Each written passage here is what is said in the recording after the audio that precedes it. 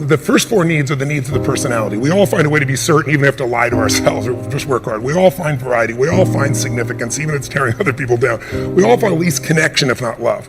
But the spiritual needs are to grow. When people say, what does it take to be happy? I say one word: progress. If you're not there yet, but you are starting to make some progress in your body, or progress on your relationship, or progress on your career, your finances, you're going to feel good. And when you achieve it, how long do you feel good for? Not very long, because when you achieve it, you stop growing. You kind of celebrate. Nothing wrong with that. But how long after you get that thing you wanted are you happy? A week, a month, a year? Almost never a year. It's a short time. And the reason is we're not supposed to just sit there at the table of success and celebrate for years. We need to grow to feel alive. And everything in the universe grows or it dies. But when we grow, we have something to give. And when we give, people often say human beings are selfish. I've been selfish, I'm sure you've been at times, but that's not my core and it's not anybody's, and I'll prove it to you. When you're having, all of you at home and all of you here, when you have something great in your life that happens, you learn something, you experience something beautiful, what's the first thing you want to do? Tell people. Share somebody what you love. Why? Because when you share with it, it expands. See, pleasure is something coming in from the outside. Happiness is something inside you that you share. And happiness is what people really want. Pleasure, you can get pleasure from alcohol or sex or anything, but some people, it's all about me. When you're taking what's inside yourself because you've grown and you're giving to someone you love, your children, a friend, a girlfriend, boyfriend, a coworker, anybody, there's an aliveness you can't feel by yourself. There's only so much pleasure you can feel. Happiness and joy comes when that expansion is shared. In beautiful states of being, it doesn't matter what happens. You're going to find something to enjoy and appreciate.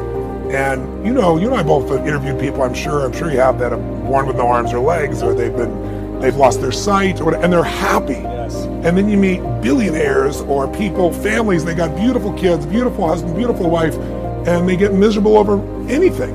I really believe you have to make that's the most important decision of your life, is that no matter what happens, I'm going to live in that state. And then you have to do the work, which is, I got a 90-second rule. When I get pissed off or frustrated, suffering comes up, it always shows up. But what I decided is, within 90 seconds, I kill it. Because in that suffering state, I'm not going to be there for my wife or my kids. In that suffering state, if I solve it, I'm going to be miserable even though I solve it, right? I realized I would give away my happiness so easily because, look, I got 1,200 employees plus in 18 companies on multiple continents in multiple industries. Right. What are the chances that today somebody's going to screw up something? 100, it's 100%. And so I would be like, oh, I was so happy. And then John did this, or this person, what were they thinking? Or he opened the door in the middle of the interview, or whatever. There's always something, right? And so I decided that's the shit that's going to happen. That's part of, having multi-billion-dollar companies in lots of industries. So I'm going to enjoy it. And when something doesn't work out, we'll learn from it, we'll grow. It's all small stuff, right? You don't sweat the small stuff, it's all small stuff. So I've really experienced in the last year, that's probably the greatest growth for me, is not letting that suffering last and calling it suffering because it's inconsistent with my identity and probably yours as well, right? Yeah. So I'd never do that stuff, so I don't. And I call a spade a spade. Pissed off is suffering, worried is suffering, stressed out is suffering. And so if I know it sounds esoteric because we're doing this in 2 minutes. I usually take people now through like a day of experiences where they uncover this. I ask people, if I asked you, what are 2 of the most magnificent experiences of your life? I mean, when I was 22, right after I graduated from Dartmouth, I was so focused on making everyone happy that I almost chose the worst possible career for my personality. It's not a bad career, it just would have been horrendous for me. I was interested in the environment, so I decided, I'll go get a law degree, and then I'll go work in Washington. And I think maybe I'll work on environmental policy, and I'd probably end up in some cube farm. And everyone was thrilled with the plan. Everyone, it turns out, but me. So here I am, I'm driving a U-Haul across country to go to law school and to get a degree in environmental law. And something started to gnaw at me.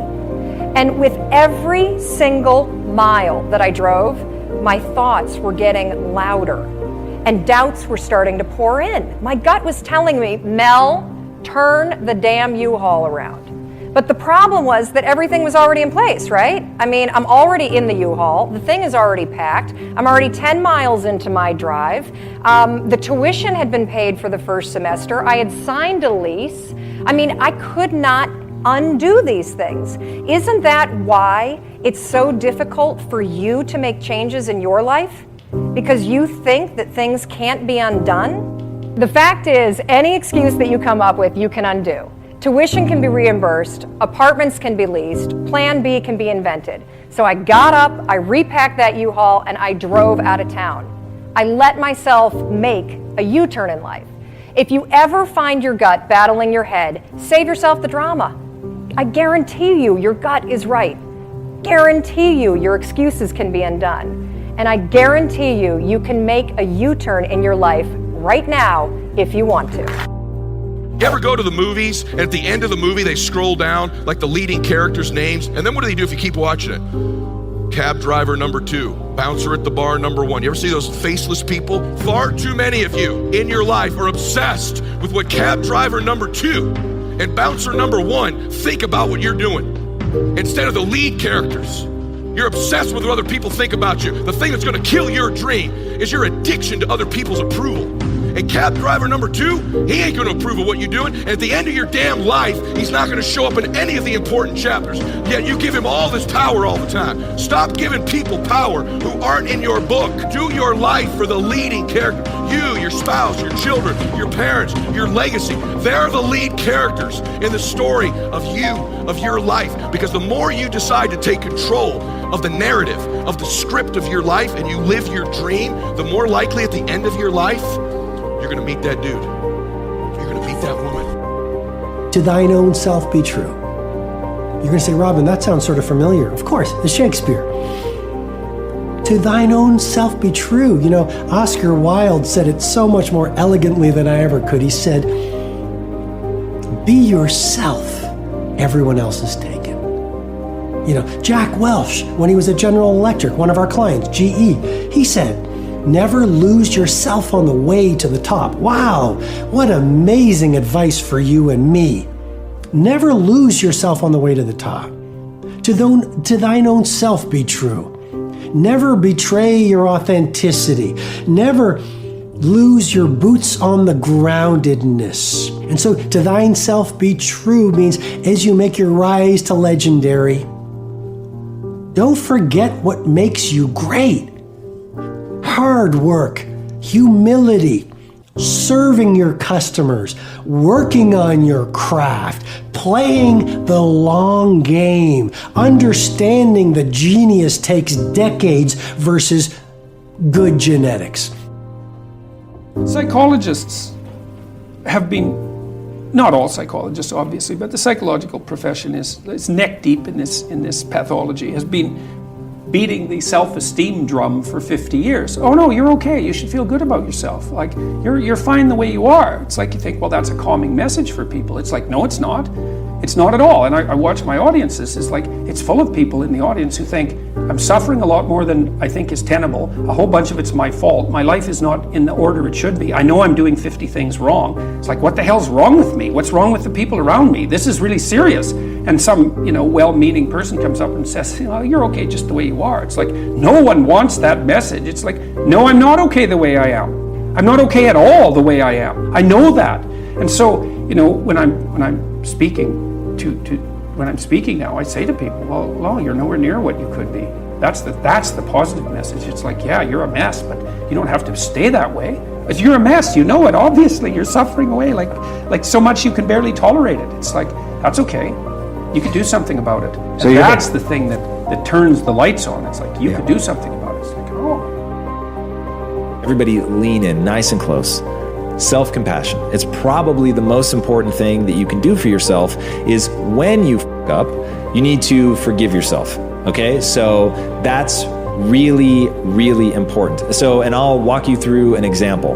About 20 minutes ago, I get really frustrated when people are trying to tell me something, but they're whispering. That redlines me in a way that I can't even begin to tell you. And so it just happened while I'm here live on camera, and I hold myself to a standard of catching my emotions before they rise up. Now, this has happened twice today. The first time it happened, I caught myself. Yay! The second time it happened, I was like, for real? We're doing this again? And I got very frustrated. So I was very disappointed in myself for that. but I need to be compassionate towards myself, forgive myself for that, get better, use it as practice, and remember that life isn't performance, it really is about practice. So once you can meet yourself with compassion, then you can begin to let go of whatever it is that's really with your mindset. You can get back on track, you can refocus, and don't wait till Monday. And that's a mistake that everybody makes. So if you fall off the wagon, like if I fell off the wagon at 9:58, at 9:59, I'm back on the wagon. So I'm not waiting even for 10 o'clock. Like you literally do it right there at that moment, make it a part of your identity that you're the type of person that does that. So that is really, really critical.